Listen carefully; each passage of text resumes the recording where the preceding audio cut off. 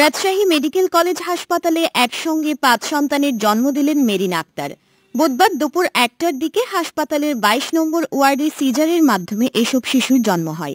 Rajshahi medical college হাসপাতালের gynae বিভাগের বিভাগীয় প্রধান অধ্যাপক ডক্টর শাহিদার তত্ত্বাবধানে রয়েছে নবজাতক ও তাদের মা মেরিনা। হাসপাতাল সূত্রে জানা গেছে, সদ্যজাত নবজাতক ৫ জনই ছেলে সন্তান।